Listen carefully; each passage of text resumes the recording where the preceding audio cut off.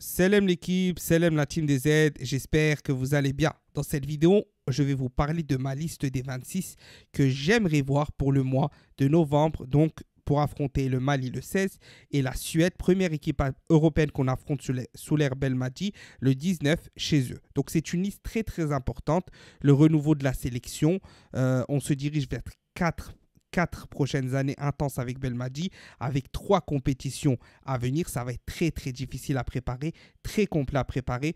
Donc moi, je vais vous donner ma liste, je vais vous la présenter et je vais vous inviter à réagir. Bien évidemment, on va parler compartiment par compartiment, donc gardien, défense, milieu, attaque.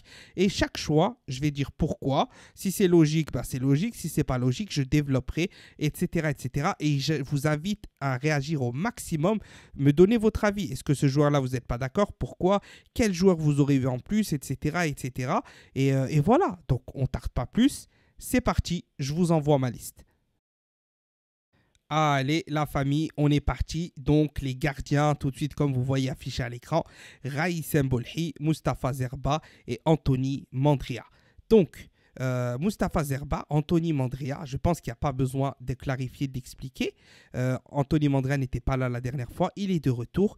Il va avoir un match important que je mettrai directement face au Mali parce qu'on veut voir ce qu'il vaut face à l'Afrique. Il n'a pas encore joué une équipe africaine correctement, concrètement. Mustapha Zerba, je le mettrai pour confirmation qu'il peut être le gardien numéro 1 ou en tout cas un gardien numéro 2 d'excellent niveau. Face à la Suède, il devra confirmer. Raïssem Bolhi, je le rappelle parce que c'est un ancien cadre, c'est une légende du football algérien, des gardiens, et on lui donne par là la possibilité d'accompagner cette équipe pour le renouveau justement de cette équipe-là, et aussi pour montrer qu'il n'est pas fini et qu'il aura sa chance s'il performe et qu'on a toujours besoin de lui parce que c'est un gardien même sans compétition qui reste une valeur sûre sur certains aspects.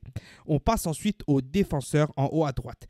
Donc là, il y a du changement, il y a de la nouveauté et on va expliquer pourquoi. Aïssa Mandi, très bonne nouvelle déjà d'Aïssa Mandi, c'est logique qu'il soit dans la liste, mais la très bonne nouvelle, c'est que son coach qui ne le faisait jamais jouer est plus là maintenant avec son club et que c'est son ancien coach qui est venu et donc il va reprendre en compétition et on va retrouver l'Aïssa Mandi très costaud, très physique, très frais, donc excellente nouvelle. Amin Tougaï, donc petite blessure à la cheville, mais ne vous inquiétez pas, il sera là normalement. Ahmed Touba, donc qui a annoncé que sa blessure allait bien. Normalement, il devrait être là à coup sûr à 80-90%. Au cas où il ne serait pas là et par urgence, j'ai mis entre parenthèses Zinedine Belhaïd qui est convoqué avec Voguera, mais qui est actuellement pour moi le meilleur défenseur de son équipe en termes de qualité jeunesse, rapport qualité-jeunesse. Et donc, si vraiment il y a urgence, on l'appelle lui et basta. Maintenant, 2 nouveaux défenseurs. Wassim Kedari, donc jeune joueur de l'Espagnol de Barcelone de 17 ans, donc qui a été snobé parce qu'il voulait jouer en Algérie, si vous le savez bien, avec les U17 il me semble. Et le coach, je crois Slatni, ou je ne sais plus qui, ne l'a même pas appelé alors qu'il joue, qui est dans l'équipe. Là, il a commencé à jouer avec l'Espagnol de Barcelone, avec les A, mais c'est tellement un gros potentiel que c'était déjà inadmissible qu'il ne l'appelle pas. Et donc moi, 17 ans, il est rentré face à l'Atlético, il joue en Liga. Moi, je le fais venir directement, je lui donne de la confiance, je lui montre qu'il est là et je donne la force aux jeunes et c'est ce que Belmadi devrait faire comme il l'a fait avec Boudaoui qui lui a permis de signer en Liga. Et l'équipe nationale, ça doit être une visibilité, une porte, une vitrine. Donc Wassim Kedari, je l'appelle 17 ans, c'est pas grave, gros potentiel, il doit venir. Samir Chergui, on en parle depuis un moment, depuis quelques mois. 23 ans, Paris FC, joueur assez intéressant. Il doit être rappelé parce que 23 ans, c'est jeune, on cherche à rajeunir. Imaginez-vous, Amin Tougaï, Ahmed Touba, Wassim Kedari, Samir Chergui, on est sur 22 ans, 23 ans de moyen âge.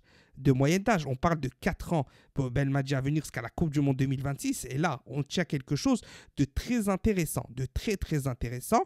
Donc voilà, ça c'est pour la défense au niveau des défenseurs purs centrales. Rami Ben Sebaini, Youssef Attal, Houssine Benaada. Je parle avec Rami Ben Sebaini sur le flanc gauche.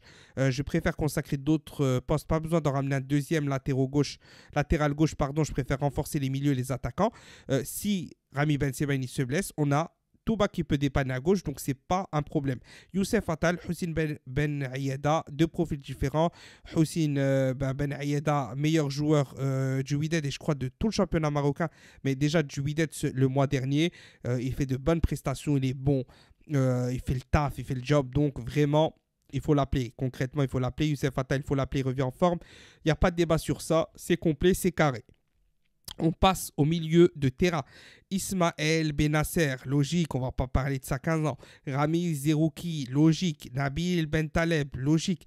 Adem Zorgan, ça reste logique malgré qu'on en attend plus de Zorgan, mais pour moi, voilà, Belmadi n'est pas aussi totalement irresponsable sur ses mauvaises qualités parce qu'à chaque fois, il ne fait qu'une mi-temps, il le sort, etc. Alors que Nabil Bentaleb, Zerouki font des mi-temps moyennes. Ensuite, il laisse la deuxième et là, ils explosent en deuxième parce qu'il faut laisser le joueur autant démarrer, lui prendre la confiance, etc. Il fait un peu comme avec Ben Rahma au début et ça ne va pas l'aider s'il continue comme ça. Mais bon, il faut le rappeler quand même. Hichem Boudaoui, très intéressant, très performant.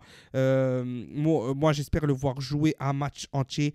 Vraiment, Hichem Boudaoui, mais bon, à chaque fois qu'il est appelé, on dirait qu'il a un problème mental, il vient pas en sélection, on se demande limite même si ça commence pas à être fait exprès, qu'il y a un problème avec Belmadi indirect, ou qu'il, je sais pas, franchement, avec Hichem Boudaoui, je deviens un peu parano sur les bords.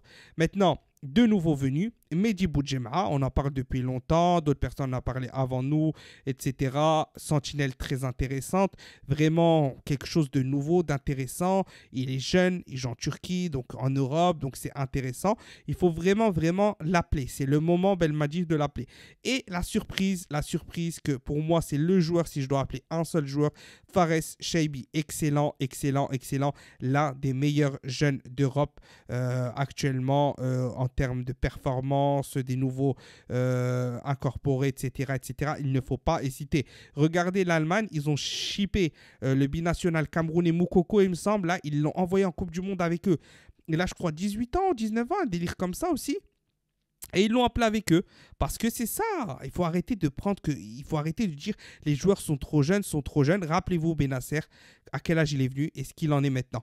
Fares Chaibi, très gros potentiel. Je l'appelle avec grand plaisir s'il veut venir.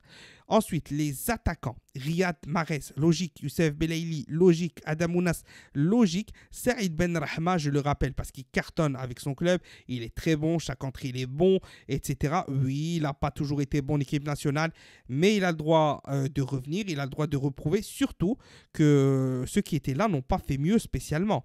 Donc, je rappelle Saïd Ben Rahma. Et je rappelle quand même Bilal Brahimi qui déçoit en sélection. Maintenant, il a eu quand même 4 chances. Il déçoit, mais c'est pas grave. Je le rappelle, il y a des joueurs qui ont besoin de plus de temps pour démarrer. Je le rappelle. Ensuite, on passe à Amin Amoura. Donc voilà. Bilal Messaoudi, donc le nouveau, je ne l'ai pas mis en vert, désolé, je me suis trompé.